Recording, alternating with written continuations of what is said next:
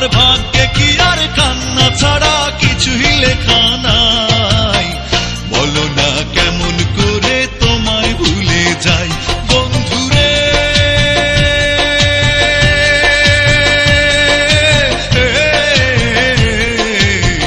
বলো না কেমন করে তোমায় ভুলে যাই।